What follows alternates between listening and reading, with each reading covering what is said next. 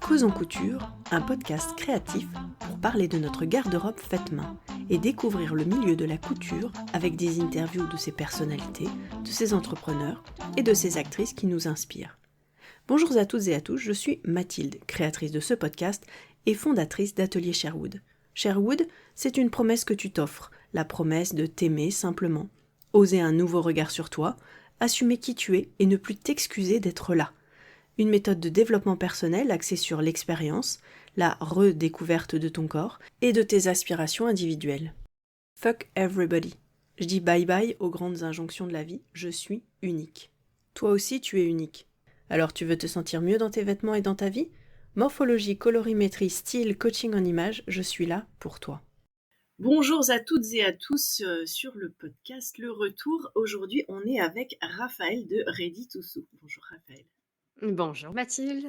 Je suis ravie de te recevoir aujourd'hui parce que ça fait longtemps qu'on avait évoqué cet épisode et tu viens de sortir un travail de fou. Est-ce que tu peux déjà nous dire qui tu es et comment tu en es arrivé à aujourd'hui ce que tu es en train de nous proposer ? Ok. Eh ben, déjà, merci beaucoup de m'inviter sur le podcast. Ça me fait très plaisir. Et qui je suis ? Donc, je m'appelle Raphaël et je suis la créatrice d'une marque de patrons de couture qui s'appelle Ready to Sew, que j'ai créée il y a 9 ans. Ouais. Et comment j'en suis arrivée à faire des patrons de couture ? Ouais. C'est ça ta question ? Ouais. T'as un peu de temps devant toi ? Le chemin, il est pas linéaire. Il est rarement linéaire sur les créatrices de patrons, c'est ça qui est intéressant aussi. C'est pour ça que j'adore écouter des podcasts, moi, d'autres créatrices ou créateurs de patrons de couture, parce que chaque fois, c'est rarement, j'ai fait des études de modélisme et derrière, je me suis dit que je voulais être à mon compte et donc j'ai fait des patrons de couture. Enfin, tu vois, c'est rarement ça. Et donc, moi, ça sera pareil. Moi, j'ai fait des études de design industriel. Ouais. Et donc, je dessinais des chaises et des casseroles, quoi, grosso modo. Et quand j'ai terminé mes études, j'ai voyagé, j'ai un peu travaillé dans le domaine, j'ai fait tout ce que tu fais à peu près quand tu sors de tes études, quoi, classico. Et puis, j'ai eu une période de chômage. Ouais. J'essaye de te faire bref, quoi.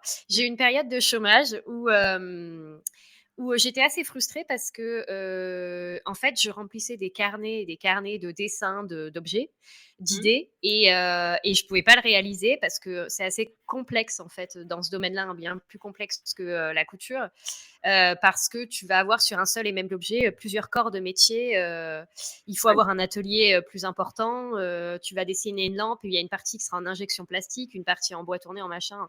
Donc, c'est en général, tu fais des maquettes en carton et puis tu t'arrêtes là chez toi. Ouais.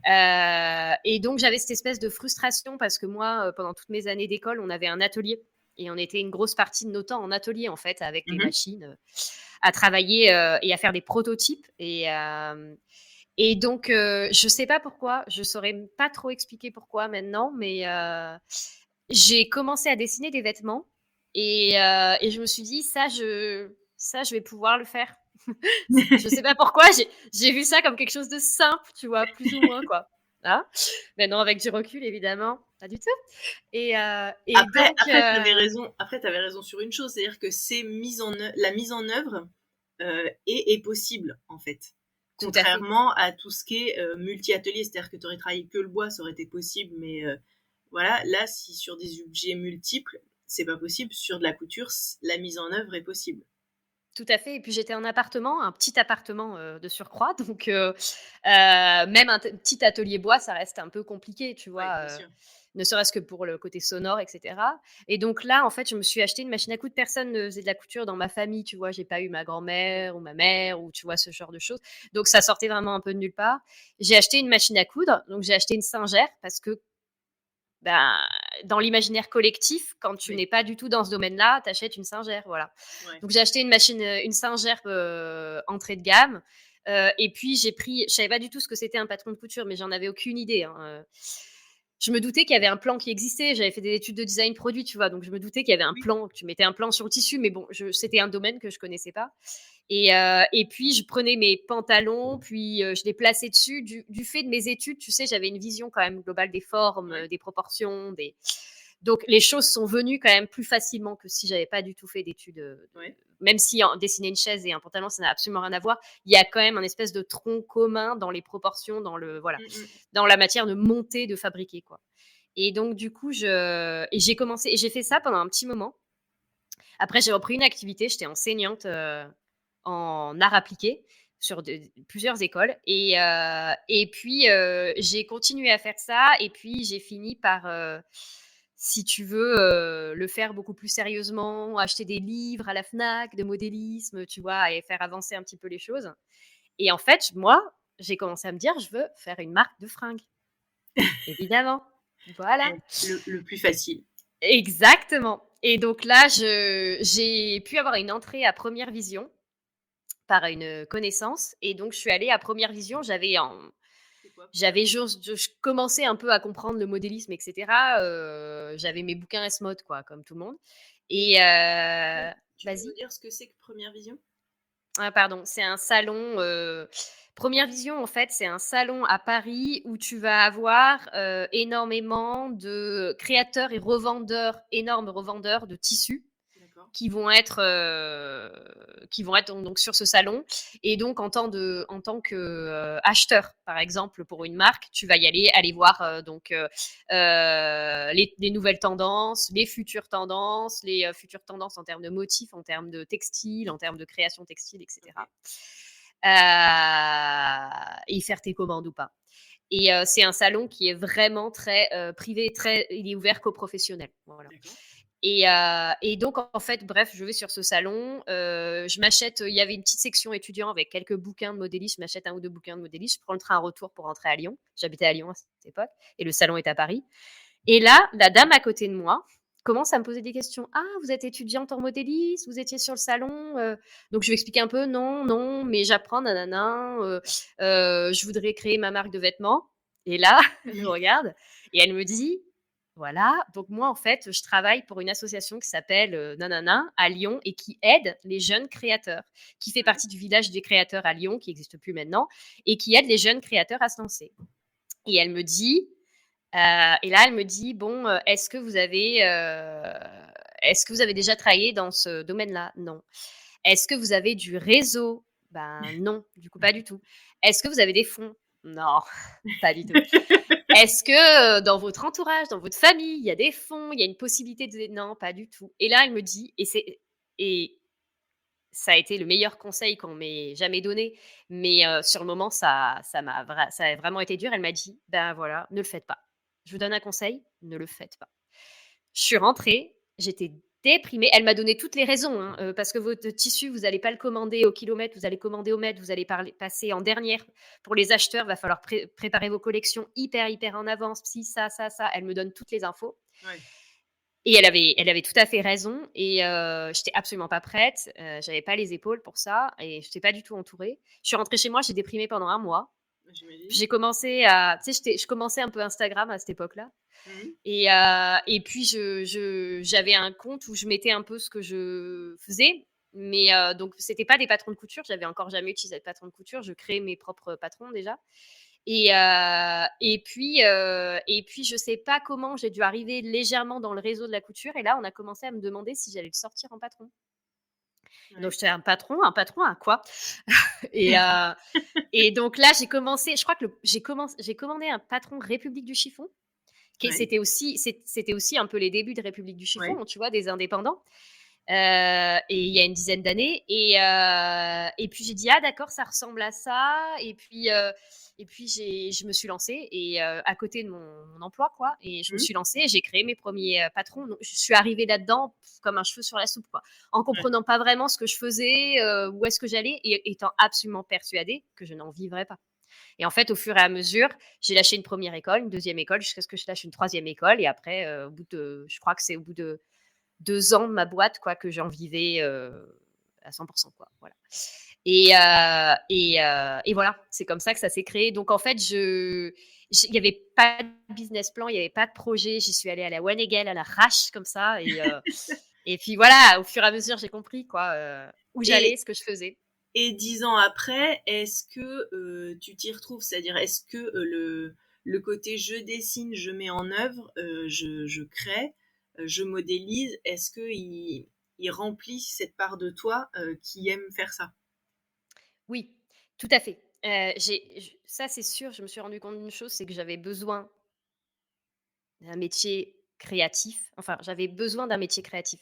J'avais besoin de concrétiser mes idées. C'est plutôt ça. C'est pas Oui, juste un métier créatif. J'ai besoin de concrétiser mes propres idées. Il faut que ça sorte. Il faut ouais. que ça sorte. Et après, c'est pas mes bébés. Tu vois, il faut que ça sorte. Et après, il va y en avoir des nouvelles qui arrivent. Quoi, Mhm.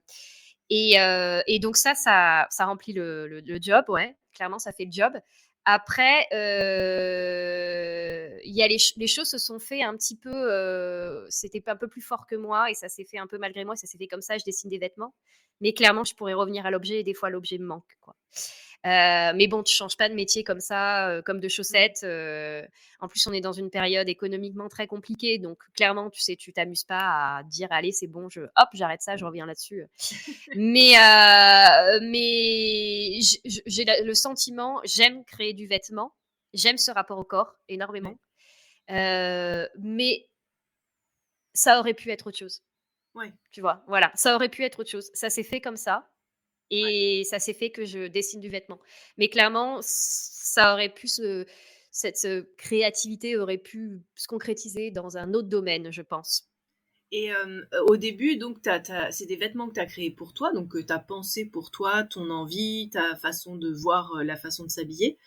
Aujourd'hui, qu'est-ce qui t'inspire et ou peut-être ton évolution enfin, peut-être que ça a évolué, mais si au début c'était d'abord toi le sujet, on va dire, aujourd'hui, enfin, quel a été le chemin et aujourd'hui, est-ce que c'est toujours la même chose ou est-ce que tu as d'autres inspirations?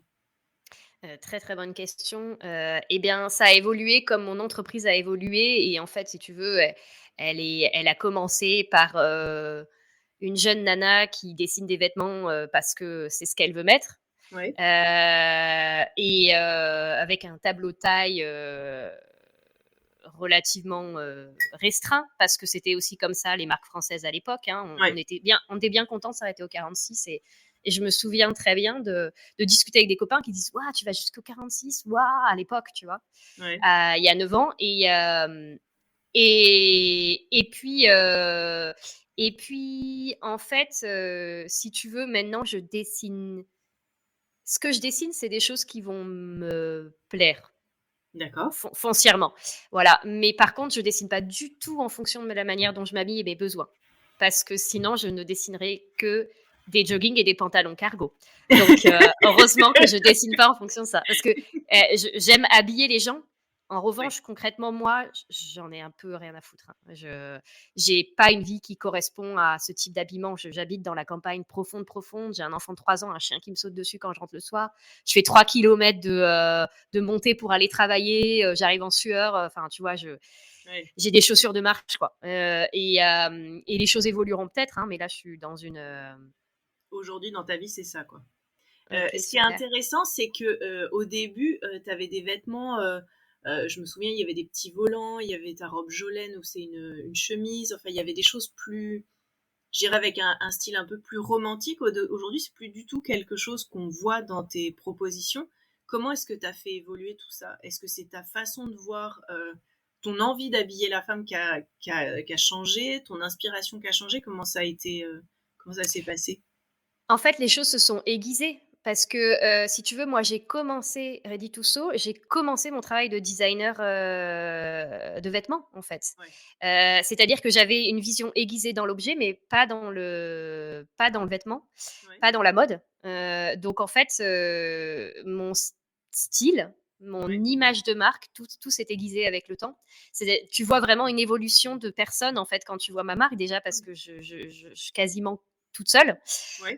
Et puis pour le coup, si j'avais fait des études de mode, si j'avais travaillé dans le domaine et que j'avais commencé après, j'aurais commencé avec une idée précise, Oui. avec une expérience. Tandis que là, j'étais sans expérience, sans idée précise. J'avais quand même des 5 ans d'études derrière moi, créatives, avec une idée de fabrication d'objets Mhm. qui nourrissait ça, qui fait que je Bien sûr. commençais pas non plus de n'importe quoi.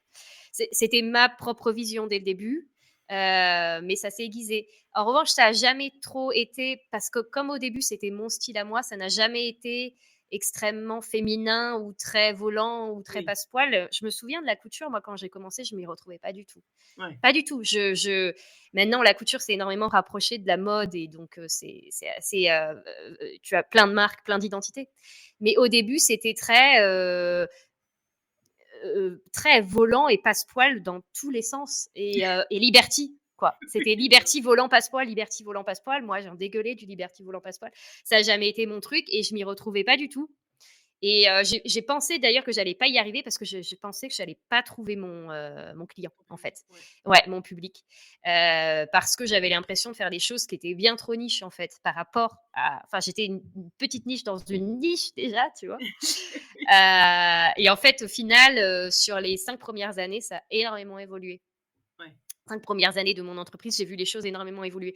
Mais au tout début, je me suis dit, ça va jamais accrocher. Ça va jamais accrocher parce que je travaillais en plus sur des volumes un peu particuliers. Tu vois, tu parles de Janice comment elle s'appelait Josette. Non, que des trucs en J. Attends. Ouais, bref, une robe et une blouse qui étaient Ouais. faites sur les mêmes bases. Et donc, Janice, en fait, c'est une base de top, manche longue, Mhm. avec une emmanchure un peu basse, très, très, assez basique, petite pince. Et en fait, le bas est découpé avec un arrondi et tu as un volant qui est fait d'une seule pièce. Et en fait, moi, c'était le volume qui m'intéressait. Et je trouve qu'au début, on voyait plus mon travail de designer produit, justement, Ouais. et puis il y a un de mes patrons qui est plus en ligne, s'appelait Jacob, et là vraiment on était sur un travail de volume. Et après, j'ai eu des périodes, tu vois. J'ai eu ma période bleue et ma période rose aussi, je pense, moi. Donc ça peut se voir dans mon travail. Il y a eu un moment où j'étais un peu plus inspirée par quelque chose d'un peu plus folk ou un peu plus Ouais. streetwear, j'en sais rien, je sais pas les termes, mais tu vois. Après aussi, il y a quelque chose qui a énormément joué, c'est que je suis devenue de plus en plus expérimentée en modélisme. Ouais. Et donc, il y a une période où j'ai sorti des blazers, des trenches, des choses comme ça, parce qu'en fait, j'avais envie de mettre en place mes connaissances que j'avais et je me Ouais. sentais de plus en plus, tu vois, bien sur mes assises à ce niveau-là. Et donc, j'ai sorti des choses plus compliquées. Puis là, je me suis rendu compte que, attends, t'es une marque de patron de couture, Raphaël. Attends, faut avoir du simple aussi, tu vois. Donc, ces choses-là, elles ont évolué et j'ai l'impression de commencer vraiment à trouver depuis à peu près 3 ans, de commencer à avoir quelque chose qui va rester pérenne un petit peu dans mon style maintenant, pendant quelques années. Mais en fait, j'étais jeune femme, Ouais. tu vois, au début, voilà, avec ton style qui évolue aussi. Bien sûr. Et comme c'était relié un petit peu à ça au début, forcément, ça bougeait pas mal. Tandis que maintenant, ça n'a plus rien à voir avec moi et ma façon de m'habiller. Plus du tout. Je dessine des choses qui m'inspirent, où je pense qu'il y a un manque, où je pense que ça n'existe pas, où je pense que et parce que ça correspond à un univers, etc. Mais c'est pas du tout ce que moi je voudrais porter. Ça n'a plus rien à voir avec ça. C'est une marque.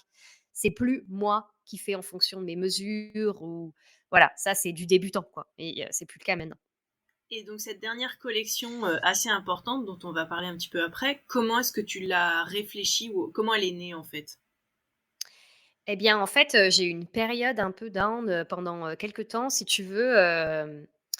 Et ça a correspondu à pas mal de choses, mais en gros, j'ai déménagé. J'ai Mhm. quitté mon ancien atelier qui était un atelier très agréable là où je suis allée habiter, j'avais pas d'atelier. Il était question que je fasse mon atelier dans ma maison et puis finalement, on s'est rendu compte que ça le ferait pas et de toute façon, les travaux ont été mais largement plus longs que prévu dans Ouais. ma maison et donc la mairie du petit village dans lequel j'habitais, adorable, le maire m'a dit: «Bah, il y a la salle de vote», mais qui est une toute petite salle hyper défraîchie, avec pas un pet de lumière, mais il y a la salle de vote qui va pas être utilisée pendant un beau moment. Si tu veux, pendant tout ce temps-là, tu peux l'utiliser. Donc, c'était super parce que j'ai pu avoir une petite pièce. En revanche, c'était assez déprimant, quoi. La pièce, j'avais que le quart des affaires que je pouvais utiliser dedans, donc je passais mon temps à aller dans une cave, chercher des trucs, faire des allers-retours. Et en fait, ça m'a plombé Ouais. complètement mon énergie et la Mm. créativité. Ça m'a plombé total. Je forçais, mais en fait, je me rendais compte que je n'y arrivais pas. Clairement, il y avait rien qui attirait suffisamment mon attention dans mes idées pour que j'y mette du temps, parce que Ouais. faut qu'elle fasse le chemin, l'idée, il faut qu'elle accroche vraiment, parce que après développer un patron de couture, c'est énormément de travail, Ouais. particulièrement avec 2 gammes de taille. Et donc du coup, clairement, il faut que l'idée elle accroche, quoi. Et là, il y avait Ouais. rien qui faisait le job. Ouais, ouais. Ouais. Et donc du coup, en fait, je me suis dit bon ben, ce que je suis capable de faire, c'est du travail technique. Ça, j'en ai les Ouais. capacités. Quelque chose qui me demande pas de créativité, mais du travail technique. Et comme j'avais en fond une envie de revoir toutes mes bases, de revoir tous mes blocs, c'est ce que j'ai Ouais. fait. Et pendant 7 mois, je n'ai fait que ça, que du test. J'ai que revoir mes bases, pantalons, hauts.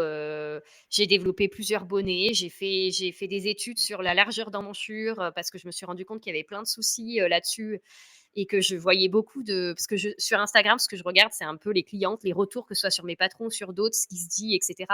Et moi, c'est une base de données, pour moi, une base de réflexion. Bien sûr. Et donc, j'ai fait des études là-dessus. Donc, j'ai revu ma gradation, plein de choses. Et j'ai passé 7 mois à développer ça. Et ensuite, j'avais une furieuse envie de créer. Parce que j'avais passé 7 mois à faire ça. Et que je n'en pouvais plus, quoi. Et en plus, tout ça coïncidait avec la fin des travaux de ma maison, la fin des travaux de mon atelier. Parce que mon atelier, du coup, j'y ai mis du temps. Ça m'a demandé pas mal de boulot aussi physique, quoi. Et donc, la fin de ça a coïncidé avec la fin de ma maison, etc. Et donc, on est passé un peu à autre chose avec ma famille, tu vois. C'était un peu bon. Ça y est, Mhm. maintenant, on s'installe, on quitte le petit appartement d'EP dans lequel on a été pendant 1 an et demi. Je quitte mon petit atelier déprimant pendant lequel j'ai été pendant 1 an et demi, etc. Et on passe à autre chose et on arrive sur l'été, enfin, tu vois. Et Ouais. donc là, tu vois, il y a un truc, c'était mon printemps à moi, quoi. Oui. Tout s'est mis en place, quoi. Ça bourgeonnait, et j'avais des milliards d'idées et toutes me paraissaient Job. bonnes. Voilà. Je me suis dit, toutes, j'ai envie d'aller jusqu'au bout, tu vois. Il y en avait pas beaucoup que je virais au fur et à mesure, quoi. Alors que normalement, j'écrème énormément. Et donc, je me suis dit, je vais essayer que ça me prenne pas trop de temps, parce que du coup, il faut que je sorte des patrons de couture, parce que, si tu veux, je n'ai pas d'autres moyens de survivre que mon entreprise. Donc, il faut qu'il y ait de la nouveauté, il faut qu'il y ait des choses qui sortent, parce qu'il faut qu'il y ait de l'argent qui rentre, sinon je ne vis pas. Eh ben oui. Et donc là, je me suis dit, alors, il va falloir que, tu vois, que ça aille quand même un petit peu vite, tout ça. Et du coup, je me suis dit, je vais sortir énormément de patrons, mais je vais aller chercher de l'aide. Il va Ouais. falloir que je délègue, parce que sinon, je vais pas m'en sortir. Mon travail s'est nettement complexifié depuis que j'ai 2 gammes de taille, mais très largement étalé aussi en termes de temps. Un patron me demande 2 fois plus de travail. Ouais. Et donc du coup, c'est ce que j'ai fait. Et je travaille sur tous ces patrons. J'ai travaillé avec Michel. Je ne sais pas si tu vois Michel Thénault. Je vois Michel. Ouais, voilà. Donc moi, j'explique pour les gens qui connaîtraient pas. Vas-y, vas-y. Michel Thénault, Je l'ai eu euh, sur le podcast avec Jess quand elle a écrit son livre Docteur Couture. ouais, Michel, elle est à la retraite, mais elle n'arrête plus, elle n'arrête pas, elle ne veut pas arrêter. non, Michel, elle donne des cours de couture, elle a un grand atelier dans sa maison et en fait, elle est passionnée d'écriture de bouquins. Elle écrit tous ses livres chez La Plage.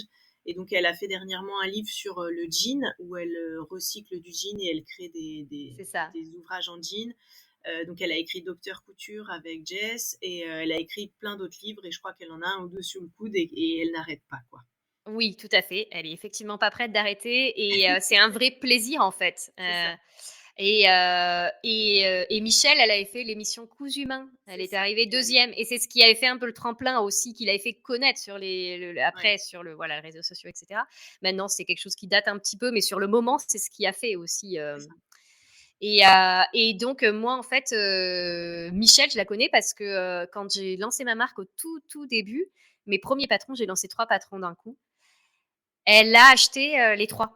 Et Ouais. donc, sa commande, elle n'est pas du tout y passée inaperçue. Déjà parce qu'à l'époque, j'étais là, ouh, une commande, ouh. une commande, tu vois. Déjà, ça passait vraiment pas inaperçu.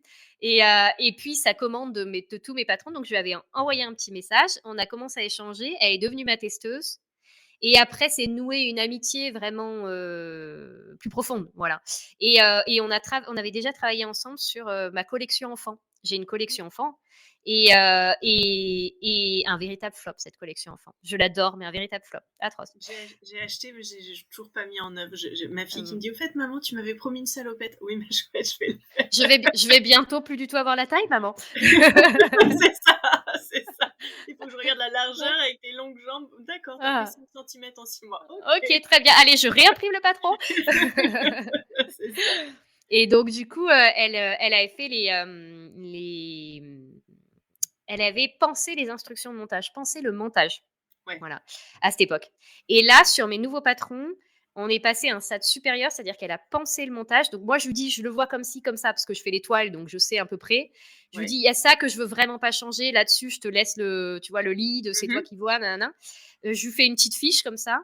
À partir de ça, elle coud une maquette et ensuite, elle a fait les schémas. C'est elle qui a fait les schémas des instructions de montage. Ça, c'était une première, tu vois. J'avais jamais délégué les schémas. Et là, j'ai délégué schéma et réflexion sur le montage. Et moi, j'ai fait le reste. Et voilà. Et donc, du coup, c'est comme ça que j'ai eu la capacité de faire 9 patrons en 9 mois, à peu près. Parce que j'ai commencé à travailler dessus en juillet-août de l'année dernière. J'ai commencé à les lancer là, il y a à peu près un mois, donc c'est ça. Et donc là, il en reste, il y en a 2 qui sortent demain. Et puis, il en restera 3. Voilà. Ouais. Voilà. Et comment t'as lié, est-ce que t'as lié ces différents patrons qui sortent? Est-ce que tu leur as donné un nom de collection? Est-ce que dans ta tête, ils ont quelque chose de particulier? Ou est-ce que, on va dire, c'est juste 9 pièces différentes qui sortent d'un même moment de ta vie d'entreprise?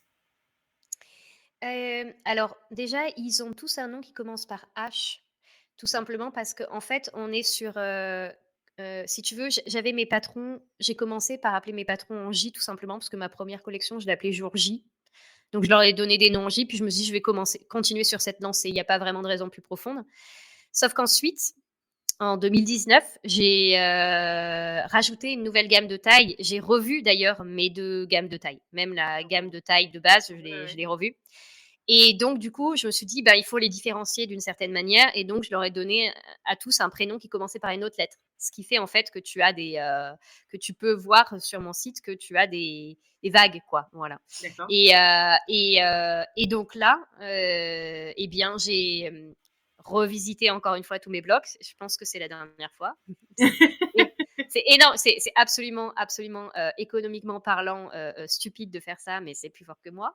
Donc, je pense que c'est la dernière fois. Et donc, du coup, leur nom commence par la lettre H, voilà, histoire que ce soit compréhensif pour mes clients, qu'il y a une autre manière de patronner. La gamme de taille est un peu élargie aussi. Et ensuite, dans le style,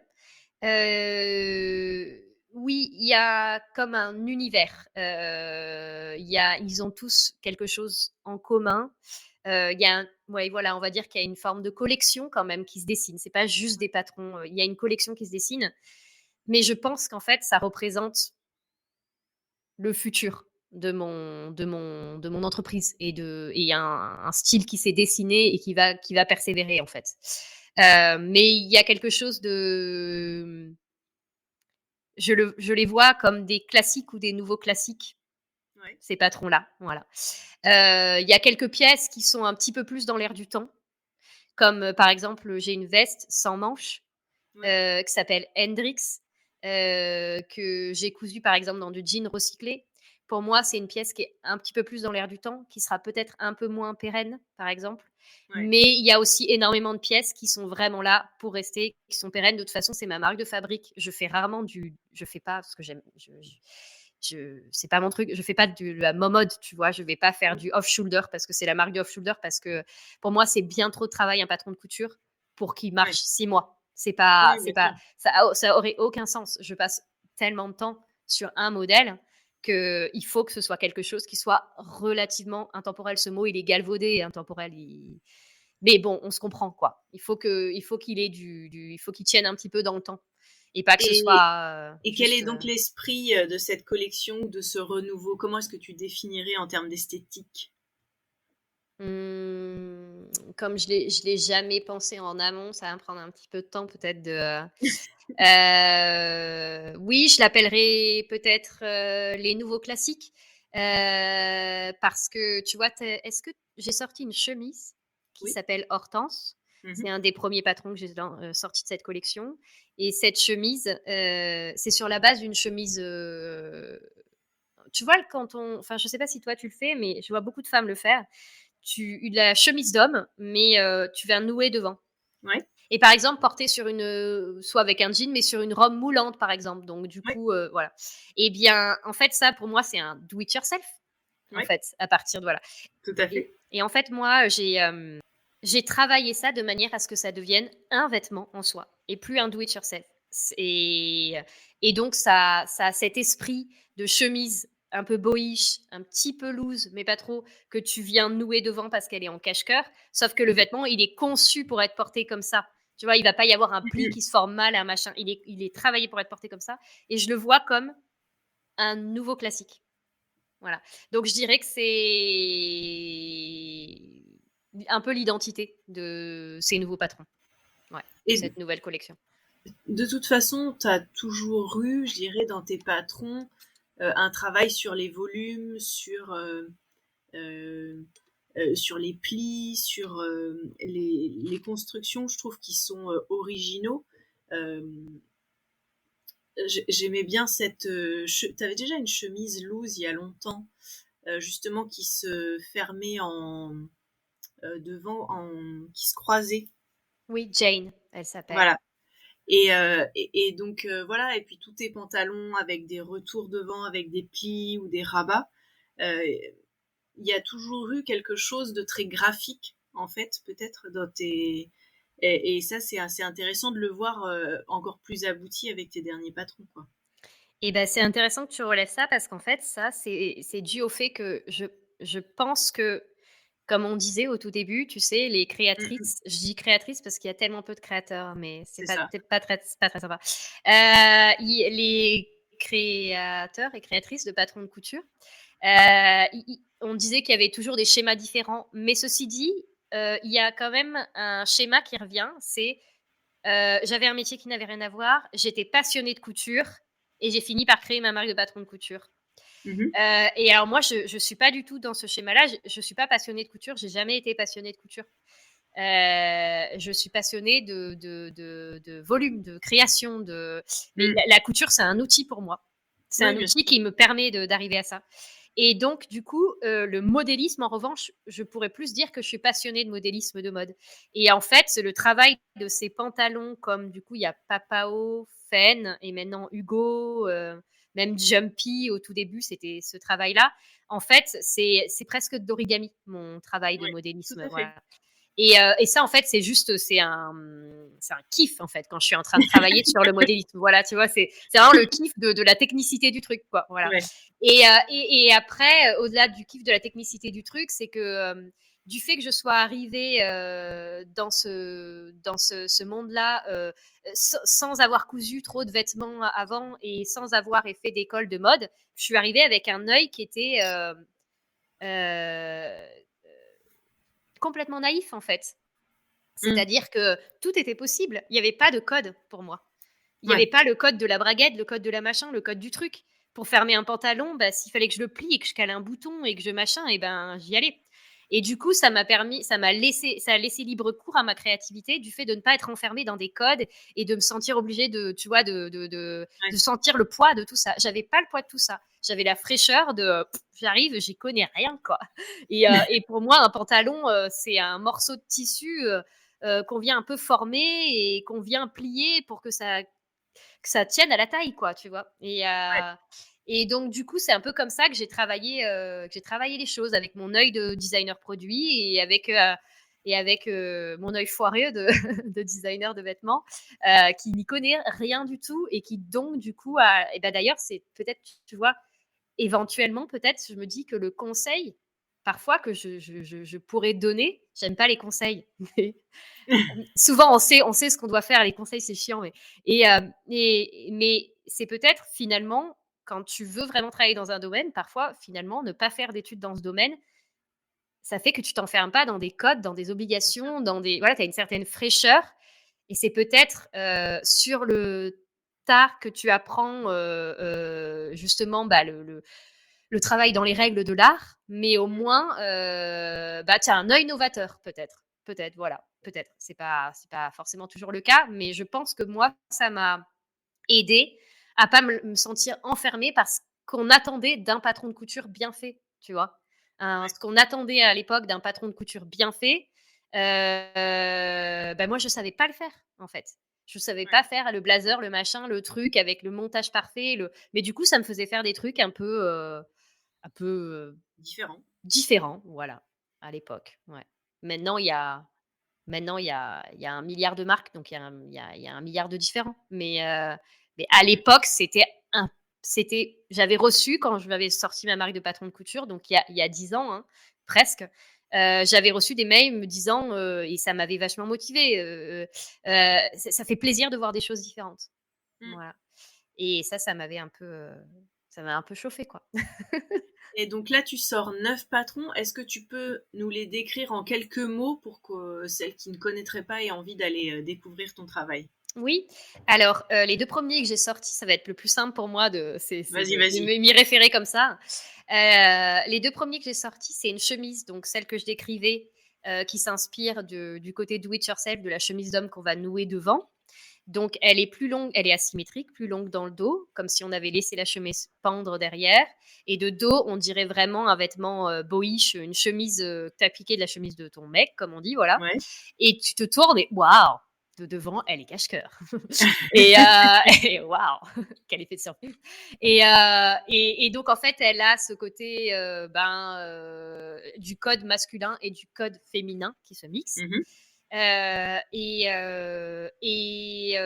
Hugo, c'était le deuxième patron que j'ai sorti. Hugo, c'est un pantalon qui reprend ma ligne de base, mon travail de pli.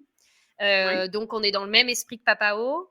C'est le même travail de jeu de pliage, sauf qu'il a une forme complètement différente. C'est inspiré du pantalon tailleur. En fait, c'est un pantalon tailleur, mais avec une fermeture asymétrique sur le devant.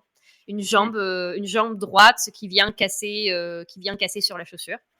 Et qui est fait pour être fabriqué dans un tissu assez fluide, quoi. Il a un côté assez habillé, ce pantalon. Voilà. Ça, c'est ce qui peut un peu changer de mes habitudes, où c'est relativement casual ce que je fais. Et là, il est quand même un peu plus habillé. Ensuite, donc il y a la veste Hendrix, qui est une veste sans manches, un peu workwear, avec grosse poche, voilà, sans col, assez loose, qui se porte bien au-dessus d'un t-shirt loose, d'une chemise ou d'un sweat. Elle a une aisance suffisante pour être portée au-dessus d'un sweat aussi en mi-saison.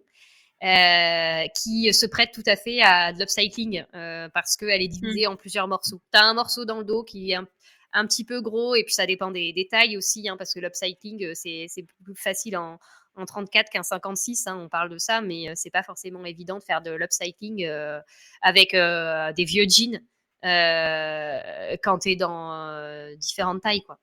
Par contre, elle peut se prêter à des coupons de jeans. Voilà. Moi, je l'ai faite à partir d'anciens jeans. Jean, vraiment le vêtement. Voilà, pas denim, quoi. Mais tu peux la couper dans des coupons de restants de denim. Ensuite, il y avait Harry, un pantalon. Harry, c'est un pantalon, c'est un mélange entre un pantalon tailleur et un pantalon workwear. Et il a les codes des deux, c'est-à-dire que donc c'est un pantalon qui est relativement taille haute, qui est assez fité au niveau de la taille, qui a une ceinture intégrée, donc c'est une parmenture. Il n'a pas de ceinture à porter, ce qui fait que la taille est beaucoup plus... En fait, le fait que ce soit pas une ceinture à porter, mais que ce soit une parmenture, ça donne une touche beaucoup plus élégante au pantalon. Et aussi, ça fait moins de surplus de tissu à ce niveau-là. D'accord. Donc, c'est plus lisse, plus propre. Et il a 2 plis devant comme le pantalon tailleur. Par contre, il a des poches italiennes, mais qui sont rectangulaires et qui sont surpiquées. Donc, qui ont vraiment ce look de la poche plaquée du workwear. Et il a une poche outil et après il a une jambe assez droite, pareil qui peut être retroussée ou qui peut casser sur la chaussure. Mais surtout il a le dos ajustable des anciens pantalons de travail qui avaient en général une espèce de comme une petite ceinture placée dans le dos, une martingale. Ouais. Voilà. Donc ce qui fait que tu peux ajuster le dos à ta morphologie. Ouais. Et puis, c'est un détail esthétique que je trouve intéressant aussi qui lui va bien. Et là, je vais sortir 2 nouveaux patrons demain. Donc, il y a une chemise classique, boyfriend, loose, oversize, tu l'appelles comme tu veux. Voilà, la fameuse classique, chemise classique. Et qui est très belle, tu sais, rentrée dans un pantalon un peu taille haute. Enfin, moi, c'est comme ça que j'adore la porter. Alors, ce qu'elle a, elle a juste les codes de la chemise classique, loose, point barre. Elle a la spécificité pardon, de cette chemise, c'est que tu vois les pattes capucins qu'on coud sur les chemises, que c'est atroce, que c'est que genre, tu mets 6 heures à coudre ta chemise et 6 heures à coudre la patte capucin de ta chemise. Tu doubles ton temps de couture à cause de ça. Non, je trouve que c'est quelque chose quand même. Je trouve que c'est pour une toute petite partie de la chemise. Il ne se voit pas des masses parce que souvent les manches sont retroussées quand même. Je trouve que c'est dommage, tu vois, ça fait monter le niveau de ton patron à expert, tu vois. Et donc, j'ai contourné ça en travaillant la fente dans une couture et donc ça a le même look, mais par contre, c'est juste 6 fois plus simple à coudre. Et surtout, tu risques pas de bousiller tout ton travail parce que tu coupes un petit peu trop et que bam, t'as défoncé ta chemise, quoi. Voilà. Donc, c'est ça la spécificité, c'est que je voulais qu'elle ait tous les codes du classique esthétiquement, mais qu'en fait, elle soit plus facile à coudre. Ça, pour moi, c'est important aussi, le niveau de couture.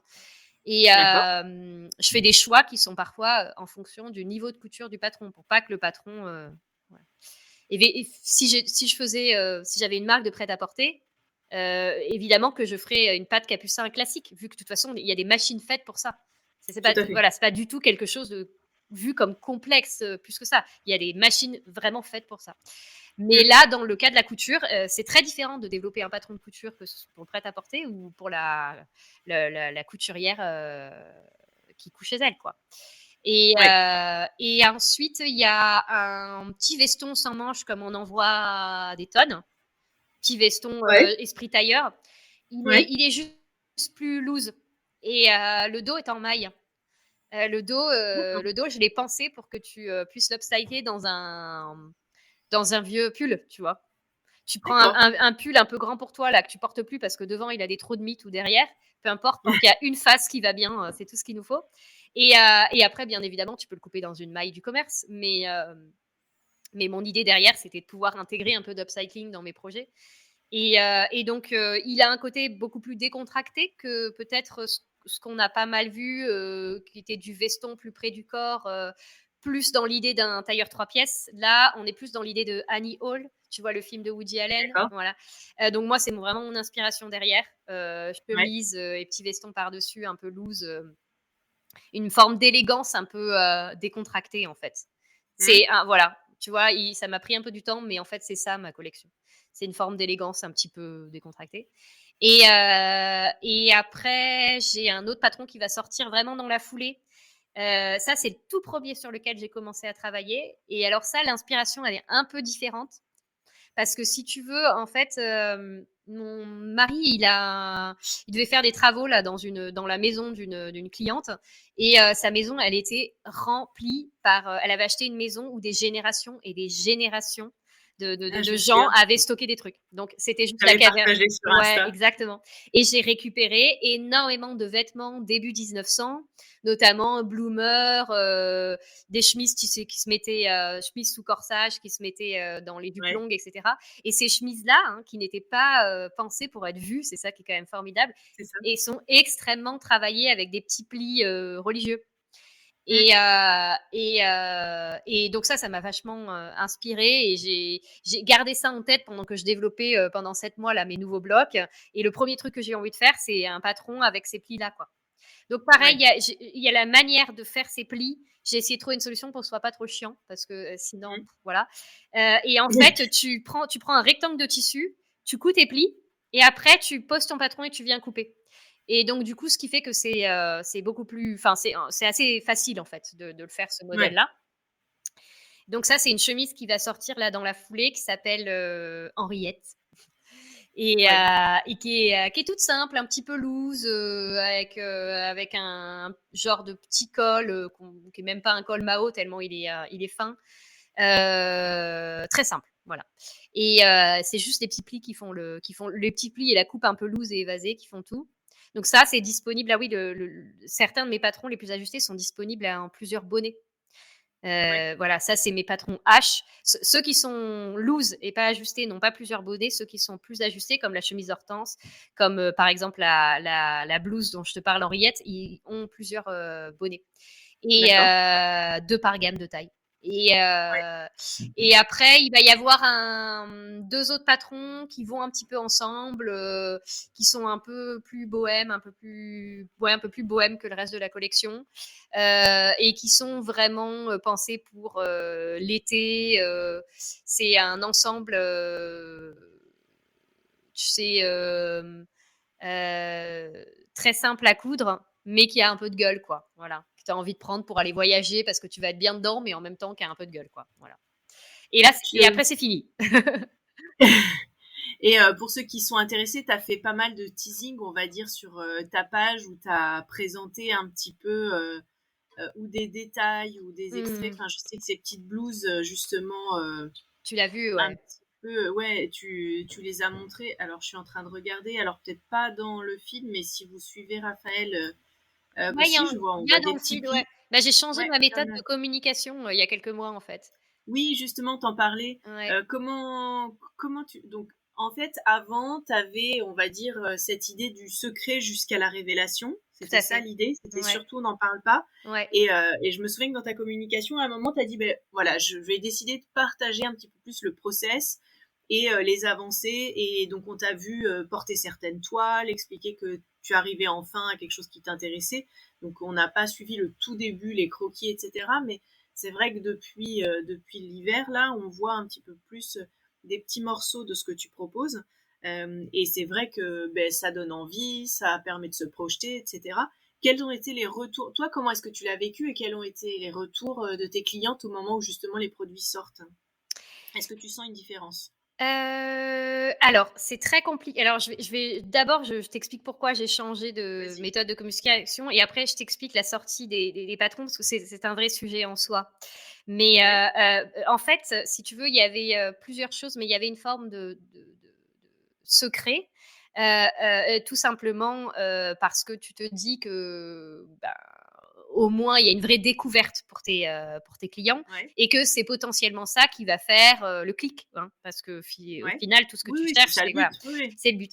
Donc du coup, tu te dis c'est bien, tu montes pas, puis tout d'un coup, paf, tu sais comme les collections d'Irendo, je me souviens, Ouais, c'est un vrai événement, ouais, on ouais. voyait rien, On rien, les rien du attend. tout, et puis elle te disait à 14h et t'avais trop, mais moi-même, j'avais trop envie de dire alors, qu'est-ce qu'elles ont Ouais, fait, moi tu vois? aussi, de Je voir. trouvais ça hyper cool. Sauf qu'en fait, pour moi, il y avait une forme de frustration parce que si tu veux, la communication sur les réseaux sociaux, elle a évolué aussi en 10 ans. Moi, Ouais. avant, je mettais une photo de mes pieds, tu avais 1000 likes. Maintenant, c'est très compliqué. Les algorithmes ont énormément changé il y a à peu près 3 ans.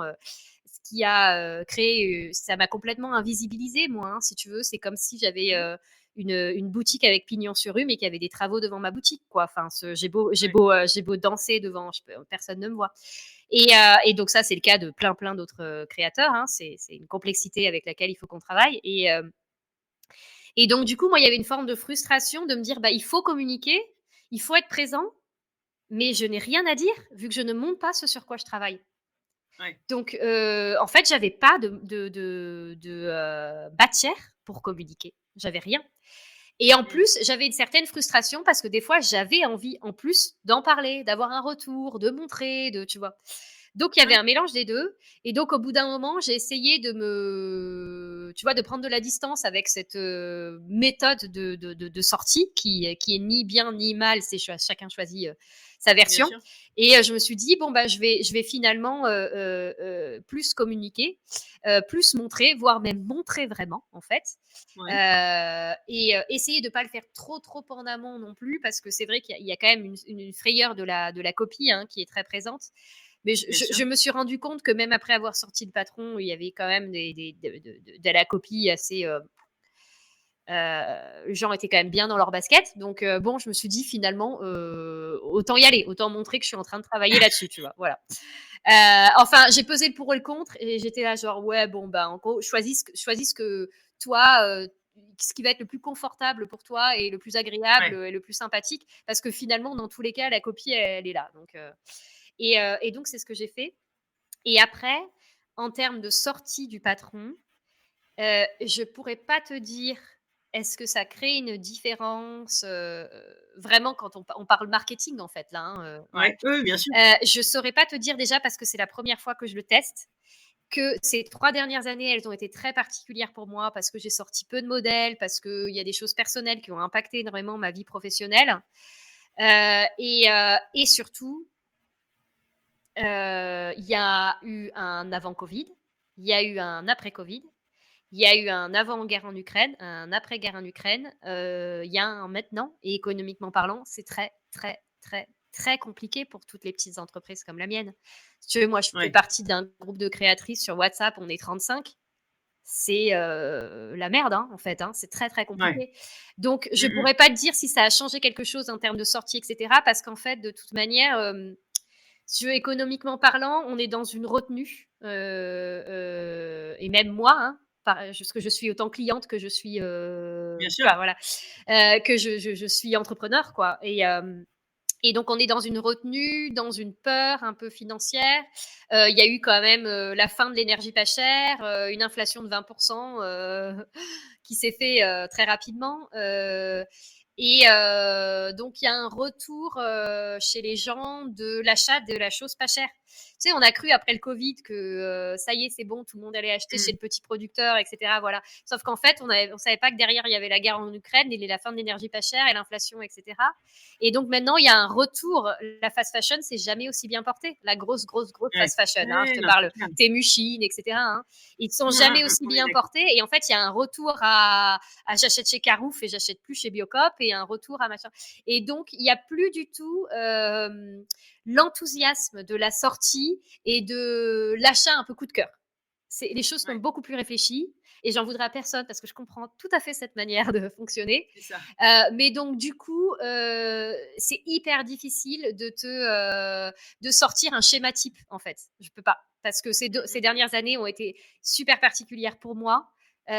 Et cette collection, elle est particulière parce que c'est beaucoup de patrons d'un coup sur une période très particulière aussi, après avoir été presque un peu absente pendant un moment avec des changements d'algorithmes qui sont drastiques, en fait, pour nous, qui changent drastiquement notre visibilité. Hein. Parce que Ouais, bien sûr. je parle pour plein d'entreprises, en fait, si tu veux. C'est le cas pour. Oui, oui, non. Et donc, du coup, impossible de te donner un pattern, impossible de te donner un schéma, parce qu'en fait, il n'y en a pas. On est sur quelque chose où va falloir juste maintenir le cap, en fait, maintenant. Et est-ce que au-delà des chiffres de vente, le retour des clientes ou en tout cas des personnes qui suivent ton travail a été positif? Très, très, très positif. Et c'est ça aussi qui est hyper étrange, en fait. C'est que beaucoup de messages privés, des emails, des retours à ma newsletter, des commentaires qui me font mais hyper plaisir, beaucoup de partages en story, tu vois, quand j'ai sorti Mmh. mes premiers patrons. Donc vraiment, globalement, tu sens que ça plaît et c'est hyper rassurant et c'est hyper plaisant, mais les ventes ne suivent pas.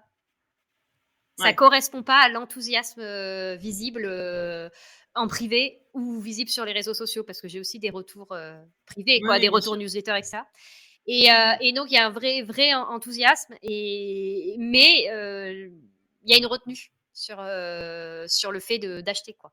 Voilà. Ouais. Bon. Est-ce que, on peut revenir sur ton gros travail sur, le choix des gammes de taille? Mhm.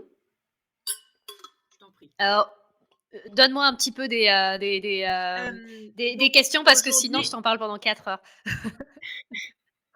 alors, donc tu as commencé avec une gamme de taille, aujourd'hui tu en as 2 et entre-temps, donc tu disais que tu avais retravaillé déjà au moins 2 fois tes bases et surtout tu as fait un gros travail en fait, sur, les grandes tailles et en plus de ça, un travail que tu as rendu public et qui a été utilisé par, un certain nombre de créatrices et de personnes dans la mode en France. Est-ce que tu peux peut-être nous parler de ce travail-là, ce travail sur la grande taille et pourquoi tu l'as rendu public et comment tu as réfléchi à ça et comment c'est devenu ça? Eh bien, alors moi, ce travail-là, il a commencé, parce qu'en fait, j'ai une grosse partie de ma clientèle qui est américaine Ouais, le développement des gammes de taille est arrivé bien avant, le développement en Europe et en France même, on était quand même bien en retard. Et du fait, moi, d'avoir une clientèle américaine, je commençais à recevoir, des messages me demandant quand est-ce que j'allais élargir mes gammes de taille. J'ai commencé à en recevoir assez tôt. ouais, À cette époque-là, ça me parlait pas parce que j'avais pas ouais, conscience, de à quel point ça pouvait être, offensant et difficile ouais. d'entrer et de se dire: «Beh, de toute façon, il y a rien qui m'ira, il y a pas ma taille». Mmh, Et ça parce ouais. que moi je suis, dans les standards et même petit standard, tu vois? Oui, tu as un petit Petit gabarit toi, gabarit, ouais. ouais. Et ben, donc j'en avais pas conscience. J'avais personne dans mon entourage qui m'en avait fait prendre conscience, donc ça s'est fait par ma clientèle. Et en fait, un jour, j'étais dans un magasin, je commençais à recevoir ce genre de messages. Ça on n'en parlait pas encore du tout dans les marques françaises, hein. Le 46, Mmh. c'était encore formidable, hein. Et donc j'étais dans un magasin et puis il y avait 2 copines qui faisaient, les magasins à côté de moi et tout d'un coup, il y en a une qui dit: «Ah ouais, c'est joli ça, c'est sympa, mais de toute façon, je pourrais jamais parce qu'en fait, bah, il y a pas ma taille, ça existe pas». Et il faut une fois, hein. Et c'est cette fois-là Ouais. ça m'a marquée. Je me suis dit: «Putain, ah ouais, mais c'est atroce en fait», tu vois? Enfin, en Mmh. fait, je n'avais pas conscience de à quel point ça te, je trouve pas, mes mots exacts, mais à quel point ça mettait de côté, quoi, vraiment. Et Oui, oui, c'est intéressant parce que j'ai reçu Margot de Domoum qui disait exactement la même chose, qu'elle a une stagiaire qui lui a dit oui, bon, enfin c'est chouette, mais de toute façon moi je rentrerai pas dedans mmh, quoi.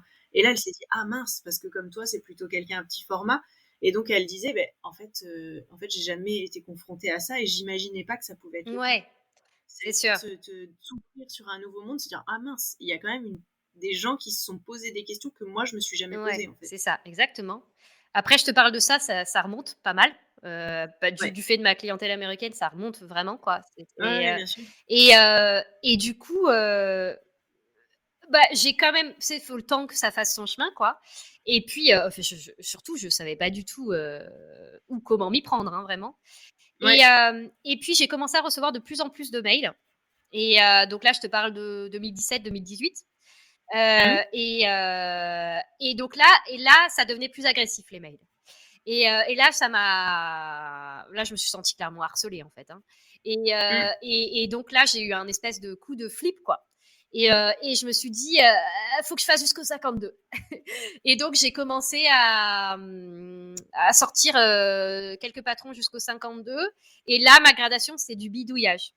Du bidouillage qui Ouais. fonctionnait parce que je le faisais tester, et du bidouillage qui fonctionnait parce que c'était des patrons comme Joko, du patron Maille, voilà. Mais c'était du bidouillage. Je me doutais bien qu'il fallait pas que je continue ma gradation telle qu'elle était, parce que sinon je me retrouvais avec une encolure improbable. Donc j'adaptais. Donc suivant les retours, j'adaptais un peu, je revenais sur le patron, et c'est par ça que je dis du Mmh. bidouillage. Après, quand il est sorti, il est bien. Mais en amont, le travail, il n'est pas Ouais. correct. Voilà. En amont, c'est bidouillé, quoi. C'est pas fait avec une méthode. C'est ça que je veux dire, pardon. C'est pas Ouais. fait avec une méthode. Et puis en fait, j'avais fait un livre à cette époque. Ça s'appelait Petit Haut, aux éditions Mango. Ouais. Et puis Mango me rappelle, l'éditrice me rappelle en me disant: «On aimerait bien en refaire un, mais qu'avec toi», parce que là, il y avait plusieurs créatrices, «qu'avec toi, et Oui. on voudrait faire les grandes tailles», donc 52, parce que j'avais commencé à sortir des patrons jusqu'au 52.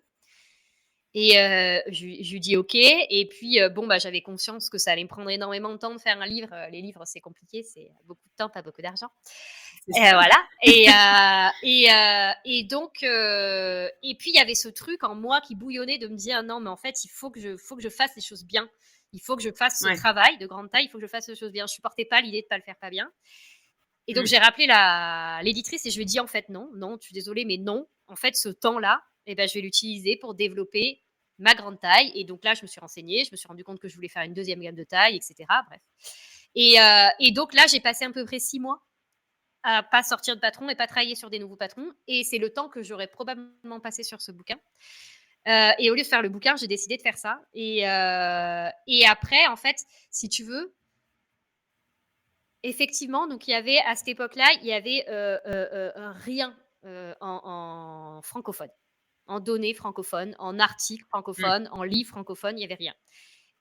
Comme mon niveau d'anglais était assez bon et j'avais les termes couture, un peu gradation, etc., parce que j'avais appris pas mal de choses en anglais. Du coup, pas de problème, je vais vers ce qui est anglophone. Il n'y avait pas énormément de choses déjà en 2018-2019, on était du coup pour Mm. moi. Mm. Et Ouais. il n'y avait pas grand-chose, mais il y avait plus. Et à un moment donné, je me suis dit, mais en fait, tu sais quoi, il faut juste que tu regroupes tout et comme ça existera. Voilà. Voilà, Ouais. comme ça existera, tout simplement. Et puis, j'étais super motivée par cette idée de travail de fond, de travail de recherche, parce qu'au fond, dans l'âme, je dois avoir une petite âme de chercheuse, tu vois, un petit truc, quoi, Oui, voilà. oui, oui. Alors, on parle de recherche d'un niveau simple, hein, mais je dois avoir une petite âme de chercheuse. Et du coup, j'aimais bien cette idée de vraiment se faire ce gros travail de fond. Et en plus, j'ai été épaulée par Len qui a traduit gratuitement pour moi cet article en anglais, et Perrine de Auguste et Septembre qui a mis ça en forme avec un très beau français, et qui a fait tout un travail de relecture. Et donc, c'était super parce elles ont été hyper motivées par le projet. Et donc, du coup, voilà. Donc, après, j'ai mis ça en ligne en anglais et en français. Et suite à ça, ben, j'ai été contactée par d'autres marques. Parfois, c'était juste pour discuter, parfois, c'était des conseils, parfois, c'est des marques de prêt-à-porter, Direndo, Camille qui m'a envoyé un petit message, je lui dis bah, on s'appelle. Genre expliqué où j'avais acheté mes mannequins de couture, comment j'avais fait mes gammes de taille, ce que j'avais regretté de faire, etc., ce que je trouvais bien. Mhm. Bref, on en a beaucoup discuté, c'était hyper cool. Et puis, il y a une marque de vêtements, de prêt-à-porter, Loom, je sais pas si tu vois, Loom, Oui. qui m'ont appelé aussi parce ils faisaient des recherches sur la grande taille pour les femmes, parce qu'ils m'ont dit on veut pas refaire la même erreur de sortir les tailles donc qu'on appelle standard, du coup. Je mets des guillemets, mais au moins on se comprend. Oui, oui, bien sûr. Les tailles, on veut pas faire la même erreur qu'on a fait pour l'homme, c'est-à-dire sortir le standard et ensuite essayer de faire de la grande taille. On voudrait direct faire de la grande taille. Alors, grande taille dans le prêt-à-porter, c'est pas comme la couture, hein. Ils vont pas jusqu'au 64. Grande taille dans le prêt-à-porter, 52, c'est une marque qui fait déjà beaucoup de gamme de taille. Ouais. Ils se confrontent à des choses très différentes, hein, de la couture. Oui, oui, il y a toute la Ouais. production derrière qui est un sacré truc. Ouais, c'est ça, c'est pas la même. Et donc du coup, ils sont tombés sur mon article et je les ai eu au téléphone et je les ai conseillés. C'était assez cool voilà, Mm. ce que ça a pu, voilà. Les Les rencontres et les rencontres, échanges, ouais. quoi. Après, j'ai vu des marques qui développaient à partir de mes gammes de taille, mais qui m'ont pas du tout ni envoyé un message ni quoi que ce soit. Mais c'est le jeu quand tu partages, c'est comme ça. Mm. Et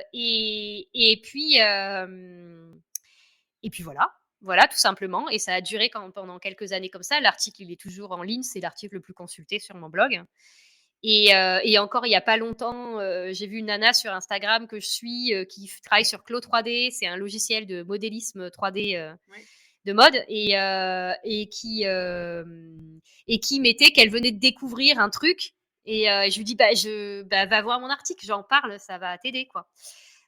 Et voilà. Et puis ensuite, par contre, le travail de revisiter tous mes blocs, en fait, c'est que je notais des petites choses au fur et à mesure, comme par exemple ce travail de l'emmanchure. En fait, si tu veux, le tour de bras, il augmente de manière assez anarchique finalement. Mais il y a un moment donné où il augmente plus du tout de 1 centimètre, 1,5 il augmente beaucoup, d'un coup de taille en taille et de manière assez anarchique. D'accord. Ça peut être très, très, très, très variable. C'est hyper compliqué Mmh. le tour de bras. C'est facile, franchement, c'est facile jusqu'à la taille 40-42. Il y a une espèce d'évolution qui est à peu près la même et tu te poses pas trop de questions. Et du coup, c'est en lien avec l'augmentation du tour d'emmanchure. Il y a une corrélation qui se fait que le patronage et la gradation, elle est assez simple. Et puis après, Mmh. ça part en live total, la corrélation entre le tour de bras et l'emmanchure. Si tu fais évoluer ton emmanchure avec cette même méthode de gradation que tu fais évoluer ton tour de bras, tu te retrouves avec une emmanchure beaucoup trop basse. Donc, du coup, une difficulté de mouvement, en fait. Ouais. Et puis, un vêtement qui a plus saillant que tu veux. Et donc là, en fait, ça a demandé une autre réflexion sur la gradation. En fait, comment tu peux arriver à mettre ça en relation, à avoir l'aisance que tu veux dans ta manche, mais en même temps, ne pas te retrouver avec un, comment ça s'appelle déjà là, je l'ai en anglais le mot là, ease, le cap sleeve, Les ah la- l'embu, pardon, excuse-moi, l'envie. et l'embu, et donc en fait, bah, là, j'aimerais bien faire une vidéo sur ça parce que je pense que ce serait intéressant. Mais en fait, la largeur de manche et l'embu, tout ça, c'est en relation. C'est comme Bien quand sûr. tu déplies un accordéon, quoi. Et donc, du coup, c'est un travail très particulier à faire. Et donc, toutes ces petites choses que j'ai notées sur la cuisse, le machin, etc., ça m'a donné envie de retravailler ça.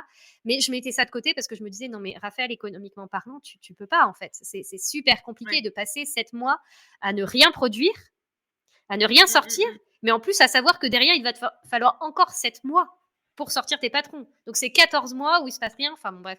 Et Ouais. donc je mettais ça de côté en me disant, Raphaël, c'est pas sérieux.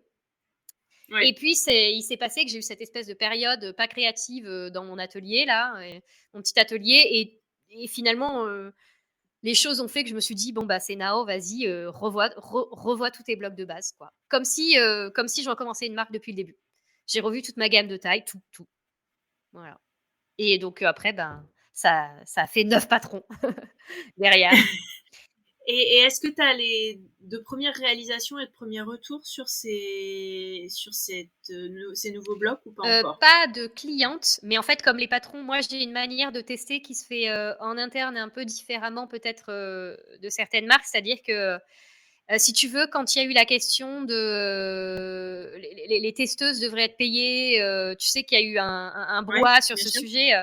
Et ben moi, je me suis retrouvée hyper embêtée. Je me suis dit, mais oui, oui, clairement, oui, c'est vrai. Et en même temps, c'est compliqué. Je ne J'ai peux pas pas. forcément les moyens, mais surtout, Ouais. c'est bien mignon, mais il faut qu'elle soit en indépendante en fait. Parce que moi, je peux pas juste lâcher un billet comme ça, en fait. Si tu Mmh. veux, si tu veux, en fait, tout mon travail, il est déclaré. Je n'ai pas de blague qui rentre, donc j'ai aucun intérêt à payer comme ça. Donc en fait, moi, Ouais. je veux bien payer des gens. J'aurais pas la capacité de payer le nombre de testeuses dont j'ai réellement besoin, mais je pourrais. Mais il faut que ce soit des indépendantes. Et en fait, tu as très peu de Ouais. personnes qui ont des entreprises et le temps pour ça. Enfin, c'est qu'en général, elles ont une autre, Ouais. voilà, une autre activité. Mmh. Donc, c'est un peu un sujet qui est vrai, mais qui est un peu compliqué aussi à mettre en place. Et donc, du coup, j'ai changé ma manière de tester et qui, du coup, est aussi beaucoup plus conforme, en fait. Parce que j'avais un problème avec les tests, c'est que, en général, les personnes qui testaient pour moi, et c'est normal, ne faisaient pas dans une toile. Et toutes le faisaient dans un tissu différent. Et donc, en fait, les retours sont hyper faussés. Parce que pour que les Mmh. tests ils soient concrets pour moi, qu'ils soient bons, il faut que toutes elles soient testées dans le même tissu. Au moins, je sais que le Bah problème oui. il vient du patron et pas d'un tissu qui relâche. Voilà. Et puis au moins, alors la seule marge d'erreur que j'ai, c'est que mes testeuses, c'est elles qui prennent leurs mesures. Donc Ouais. je leur demande juste d'être d'être le plus sérieuse possible au moment de la prise des mesures. En revanche, c'est moi qui coud la toile. Donc je sais que la toile, elle est cousue au D'accord. millimètre, voilà. Euh, Et donc elles vont essayer en fait tes Moi, testeuses? j'envoie les toiles à mes testeuses et donc en fait, elles n'ont plus qu'à faire une vidéo où elles tournent sur elles-mêmes et me dire, si c'est confortable ou pas. Et le travail, il est, allégé énormément. Alors pas pour moi, parce que moi, du coup, ben, mes patrons, ils prennent encore plus de temps à sortir parce que je couds énormément de toiles que j'envoie, j'attends qu'elles le reçoivent, j'attends les retours et cetera. Ouais. Mais par contre, il est allégé pour la testeuse et donc en fait, bah, les retours, je les ai, dans ces moments-là. Voilà. Ouais. Donc je les ai en amont. En fait, moi, mes tests, on les voit pas. Mais c'est vrai qu'en termes de marketing, c'est pas intéressant. Parce que du coup, je n'ai aucune publication avant la sortie de mon patron. Ouais. J'ai pas de publication de couturière qui accompagne la sortie, etc. Donc en termes de marketing, du coup, c'est plus lent pour moi.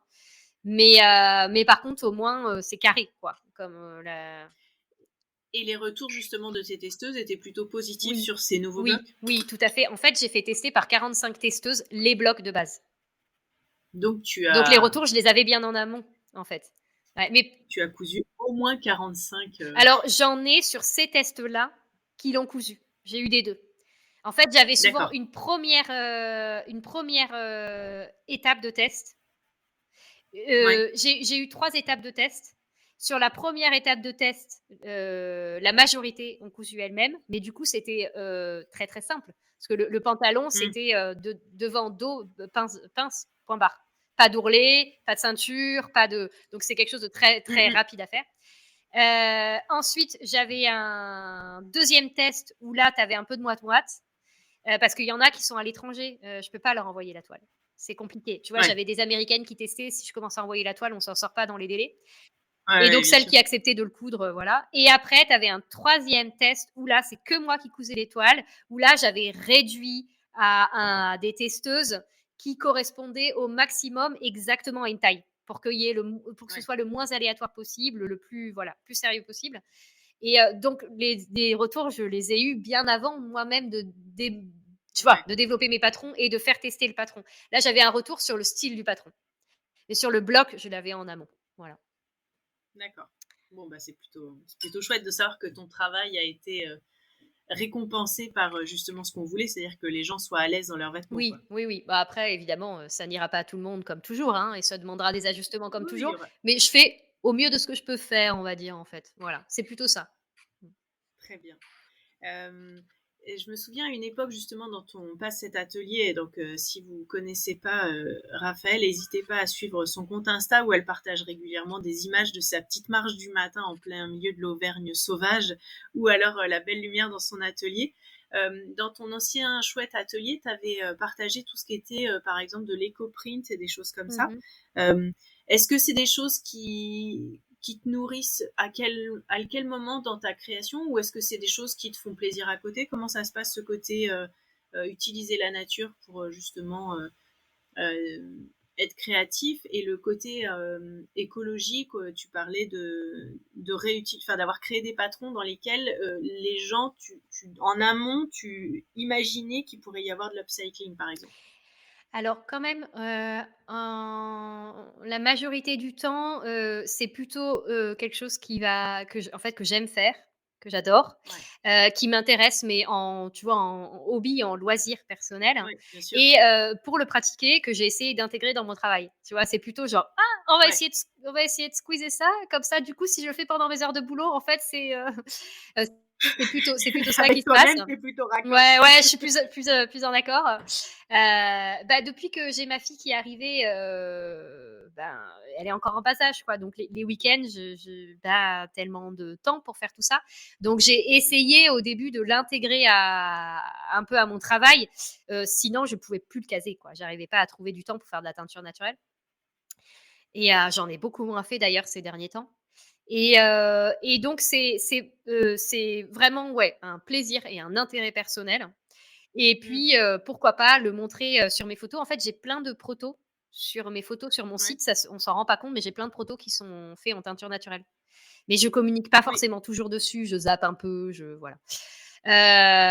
Mais il y en a pas mal qui sont faits dans des vieux draps de métis lin, coton, et qui sont, Ouais. teints en teinture naturelle, mais c'est pas forcément, visible, en fait. Parce que si je fais pas d'éco-print, par exemple, ça se voit pas, quoi. Ça fait un marron et ça fait un jaune. C'est pas toujours Ouais, visible. ça se voit pas, mais c'est vrai que la gamme de couleurs des prototypes et de toutes les photos, elle a cette teinte très naturelle, on va Oui. dire. Et c'est vrai que je me souviens que tu avais partagé, je pense que c'était un atelier que tu avais en hauteur où tu faisais tu avais partagé ça à une époque où tu en faisais plus, je pense que c'était avant ta fille, Oui, c'est avant où tu ma avais fille. sûrement plus de temps, Ouais. comme beaucoup d'entre nous. Ouais. Euh, et justement, tu partageais cette passion et cette envie voilà, d'utiliser la nature avec ce qu'elle avait à offrir, quoi. En fait, ça s'est fait aussi parce que, si tu veux, moi, j'étais en appartement à Lyon, un petit appartement, en plus et donc c'est des choses qui commençaient à m'intéresser mais bon, à part mettre quelques oignons, dans une casserole et éteindre un truc de la taille d'un mouchoir, enfin, tu quand même Mmh. relativement limité suivant comment est ton appartement, la taille et cetera. Déjà, j'avais pris une partie du salon pour faire mon atelier de couture, donc tu vois, je pouvais pas en plus Ouais. avoir un atelier de teinture. Qui était vraiment minus en plus, quoi. Et en fait, après, je suis allée m'installer dans le Vaucluse. Je suis originaire du Vaucluse. Je suis allée retourner m'installer en Provence. Et là, on a habité avec mon mec et un coloc dans une énorme maison. Mais on a eu si tu veux, par les parents d'un ami, on Ouais, avait une ouais. maison de daron. On n'était pas daron, nous. C'était vraiment une super grande baraque. Mais il y avait deux baraques en une. C'est-à-dire que notre colocataire, il était au rez-de-chaussée. Il avait sa propre cuisine, son salon, etc. Et nous aussi, à l'étage. Mmh. Et nous, on avait un salon. Mais le salon, c'est une cathédrale, déjà, le truc. Il faisait je sais pas combien de hauteur de plafond. Énorme. Le Ouais, salon c'est ça était. dont je me souviens Et avec, du carrelage au sol. Et donc, du coup, même en hiver, puis on avait un jardin. Puis j'avais accès au jardin de mes parents, etc. Et donc, du coup, en hiver comme en été, j'ai fait de la teinture indigo dans le salon. C'était du carrelage, donc hyper facile à nettoyer, etc. J'avais pas peur d'abîmer des choses. Et j'en ai fait mmh. énormément à cette période-là.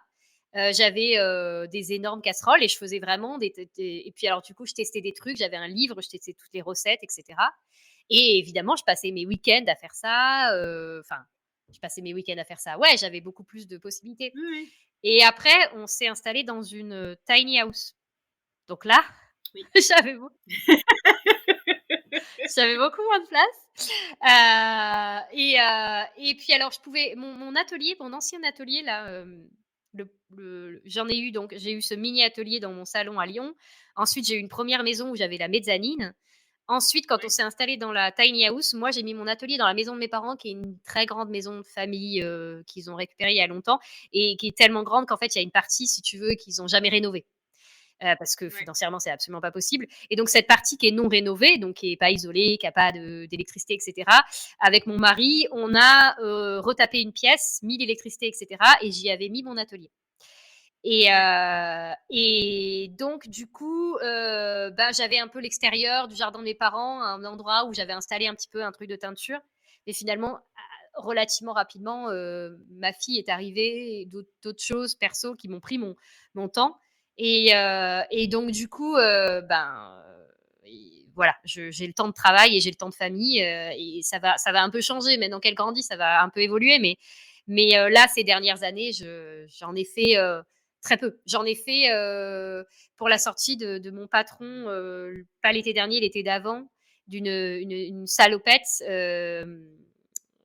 une salopette tablier qui se noue devant. Ouais. Ça s'appelle Ouais. Pincha et Pablo. Et là, j'ai fait deux prototypes entièrement en éco-print et en teinture naturelle.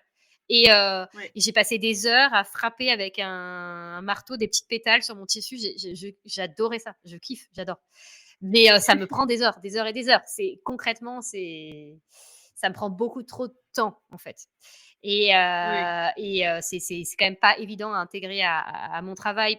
Si j'avais un compte un peu, tu sais, de do it yourself, d'influenceuse, et Ouais. qu'éventuellement ça pouvait s'intégrer, mais c'est pas le cas.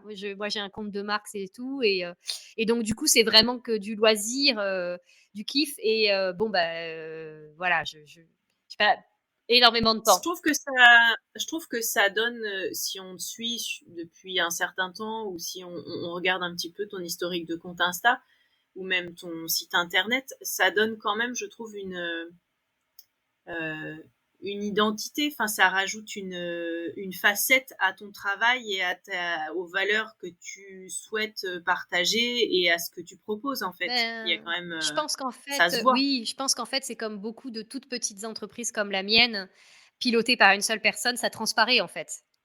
La C'est ça. personne, son style, Ton son univers, quoi, univers, ses valeurs. ses valeurs, son éthique, ça transparaît.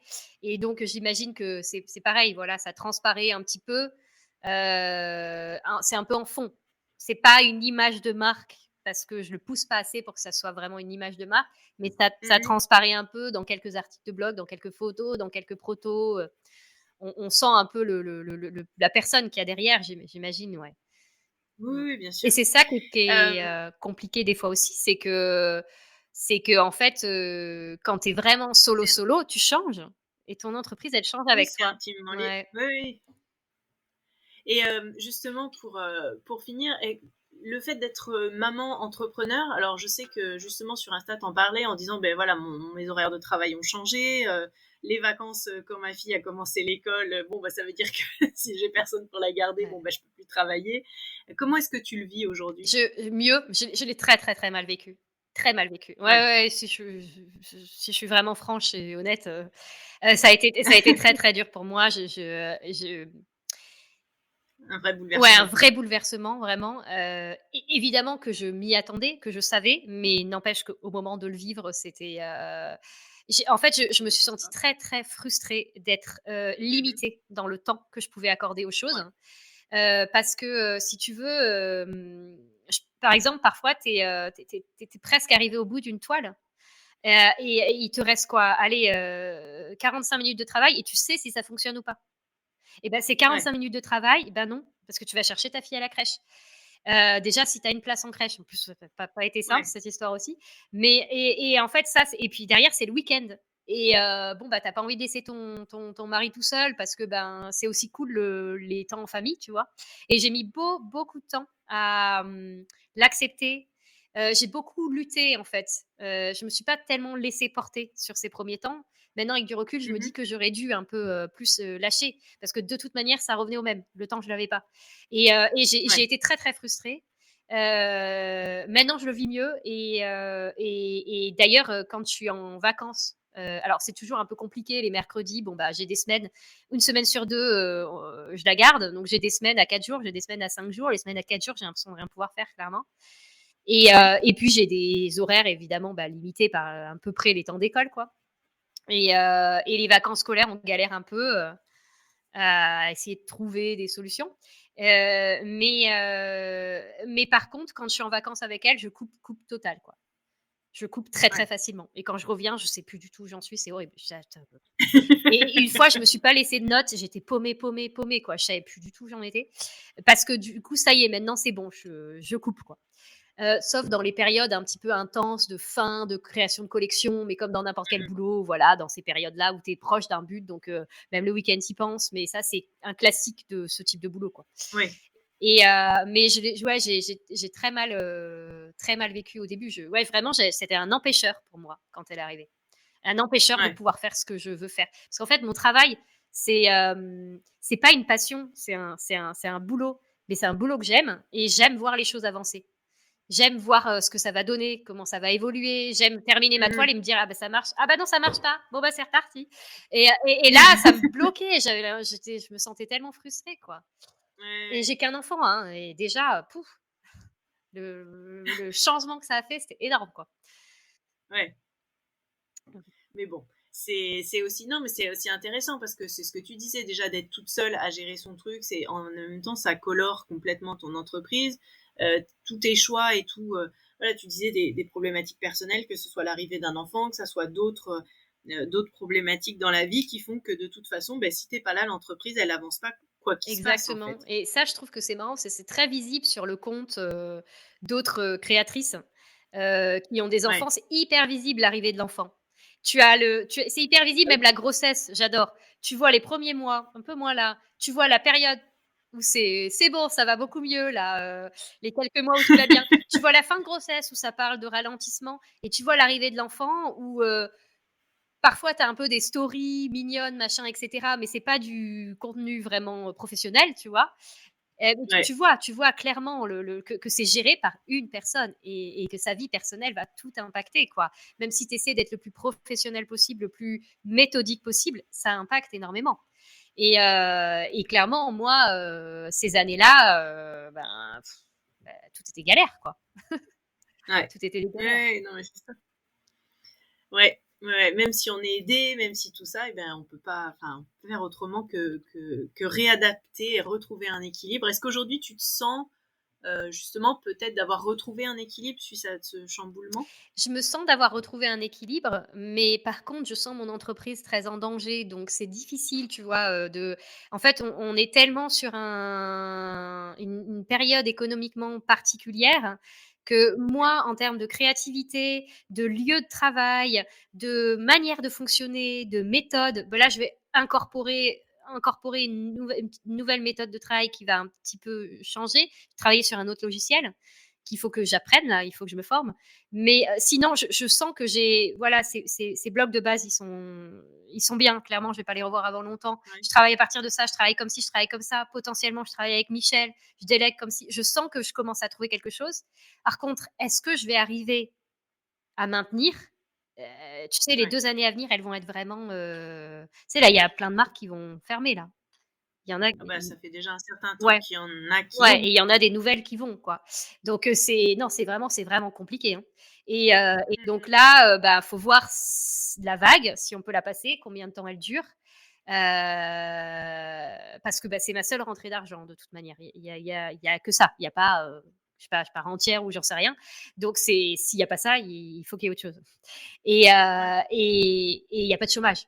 C'est le principe d'être Et tu indépendant. envisages de peut-être, reprendre des cours de quelque chose? Toi, de donner des cours comme tu avais fait dans les écoles enfin dans des écoles, enfin qui sont professionnelles sur, le sujet du design par exemple? Est-ce que c'est quelque chose qui t'a traversé? Alors, ouais, pourquoi pas. Alors, quand moi j'enseignais, c'était, de l'art appliqué dans, tout un tas d'écoles diverses. J'ai enseigné à Pétaouchnok, à côté de Lyon, en lycée, parce qu'en fait, en bac pro, ils ont art appliqué, Ouais, c'est obligatoire. Voilà. Donc j'avais, ouais, des bacs pro, dans les domaines des arts, mais des bacs pro qui avaient rien à voir, commerce, hygiène et propreté, enfin, tu vois? Des d'accord. trucs qui avaient rien à voir. C'est pas j'ai pas apprécié. C'est pas mon truc. Enfin, Ouais, je le faisais bien, mais ça me demandait trop. En fait, ça te faisait de ça me l'effort, ouais. puisait une énergie, phénoménale. Mmh, mmh mh. L'enseignement, c'est hard. C'est hard. Ah oui, oui, non, Tu peux tout pas à faire fait, oui. 7 heures d'affilée. Et j'y arrivais pas à trouver un rythme, etc. Donc c'était pas mon truc, mais aussi parce que j'enseignais pas forcément quelque chose qui, enfin, si tu veux, quand j'étais en hygiène et propreté, ils s'en fichaient comme de l'an 40 et je leur en voulais pas. Je leur en voulais pas. En plus, je les préparais à une épreuve de bac que je trouvais absolument nulle, mais nulle. Mais j'étais obligée de Ouais. les préparer à ça, donc j'étais obligée de faire des cours nuls. Alors que j'avais plein de trucs cool que je pouvais leur montrer, mais j'avais pas le temps parce que je devais les préparer à une épreuve, parce que sinon, s'ils foiraient l'épreuve, c'était de ma faute. Et c'était dommage pour eux. Et donc, bref, enseigner le modélisme, par exemple, oui, pourquoi pas. Après, moi, j'habite dans le trou du cul du monde, hein. Donc, Oui, je voilà. sais. Je pourrais enseigner sur l'idée d'atelier, de formation, tu vois, genre, il y a Ouais, Raphaël Bonamy qui nous enseignera je sais pas quoi, qui va venir 4 jours, tu vois. Ça, oui, je pourrais. Je ouais. pourrais pas enseigner à être présente 3 heures pour 2 classes par semaine, quoi. Voilà. Ça je Oui, pourrais pas oui. parce que les écoles, Mmh mh. c'est Lyon, Paris, c'est un peu compliqué. Ceci dit, ma fille grandissant, ça pourrait être gérable. Après, moi, ce que j'adore le fitting. Ça, Ouais. j'aime ça. J'aime passer du temps à faire du fitting sur les gens. Et ça, tu vois, faire des formations, des stages.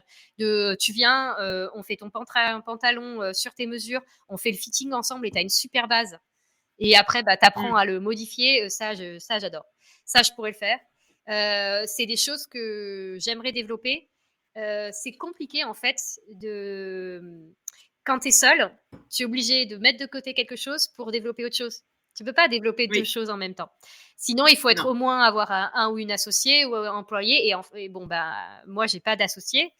Et donc, du coup, c'est très compliqué. Là, tu vois, j'étais sur 9 patrons, j'étais 100% prise. 100% de mon temps de travail était Mmh pris mh. sur ça. Il n'y avait aucun moyen pour moi de réfléchir, mettre en Réfléchis. place autre Ouais, chose. Donc, j'ai plusieurs choses qui me parlent. Maintenant, c'est comment est-ce que j'arrive à mettre ça en pause pour faire ça. C'est compliqué. Là, pour l'instant, je sais que je vais faire un petit break pour me former sur un logiciel.